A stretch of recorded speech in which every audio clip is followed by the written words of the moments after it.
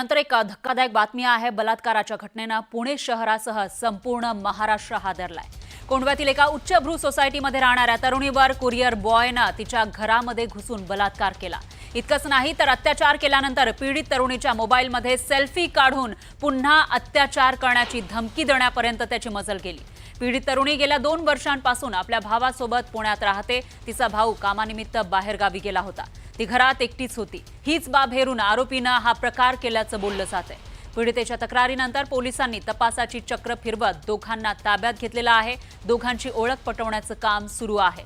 मात्र धक्कादायक अशी घटना म्हणावी लागेल। एक कुरिअर बॉय त्या ठिकाणी पार्सल देण्याच्या बहाण्याने आला आणि त्यानंतर त्या तरुणीच्या घरात घुसून तिच्यावर अत्याचार केला। तर नेमकं काय घडलेलं आहे कोंढव्यामध्ये आपण बघूयात।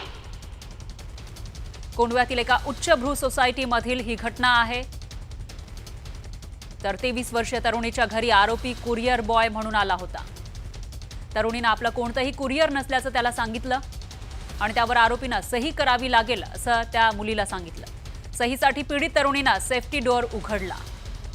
आरोपीनं तिच्या चेहऱ्यावर स्प्रे मारला आणि पीडितेला घरात ढकललं। फ्लॅटचा दरवाजा बंद करून आरोपीचा तरुणीवर बलात्कार या ठिकाणी त्यानं केलेला आहे। फ्लॅटचा दरवाजा बंद करून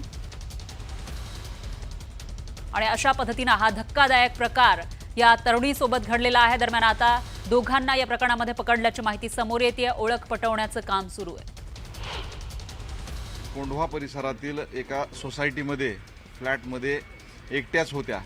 तेव्हा एक डिलिव्हरी बॉय त्या ठिकाणी आला आणि आपलं बँकेचं पार्सल आलेलं आहे, आपल्याला द्यायचं आहे असं म्हणून त्यांना बेल वाजवली आणि माझ्याकडं पेन नाही आहे, मी पेन विसरलो, कृपया आपण पोच द्या, रिसीट द्या असं सांगितल्यावरून निर्भया हे आपल्या फ्लॅटमध्ये पेन घ्यायला गेले असता इमिजिएटली त्यानं घरात प्रवेश करून दरवाजा बंद केला आणि सदरचा अत्याचाराचा प्रकार घडला। त्याचा तपास चालू आहे।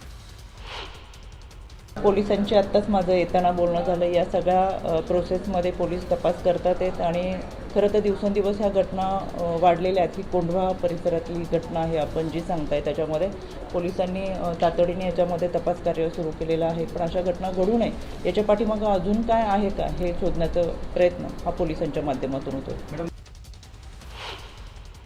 कडक कायदे केले पाहिजे। मी आता विधी व न्याय विभागाकडून राज्यामध्ये प्रलंबित केसेसची माहिती मागितली आहे। एकूण न्यायमूर्ती महोदयांची मंजूर पदे व न्यायमूर्ती महोदयांची भरलेली पदे, एका वर्षात क्रिमिनल किती केसेस येतात, मागच्या 5 वर्षात त्याचा किती निवाडा लागला, या सर्व गोष्टींची माहिती मागवली आहे आणि यावर आधारित एक अशासकीय बिल मी आणणार आहे।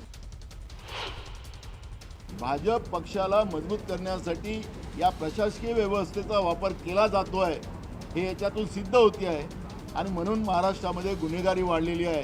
आणि फडणवीसांनी अजूनही विचार करावा आणि महाराष्ट्रातल्या गुन्हेगारीला थांबवायचं असेल तर जे अधिकारी कॅपेबल आहेत त्या अधिकाऱ्यांनाच अशा गुन्हेगारांच्या मुस्कट्या दाबण्यासाठी त्याचा उपयोग करावा ही आमची सूचना त्यांना राहणार आहे। महाराष्ट्राची सांस्कृतिक राजधानी पुणे या ठिकाणी फ्लॅटमध्ये ही तरुणी होती आणि तिथं तिच्यावर अत्याचार झालाय। म्हणजे घरामध्ये सुद्धा मुली सुरक्षित नाहीयेत का असा सवाल या निमित्तानं उपस्थित होतोय। यानंतर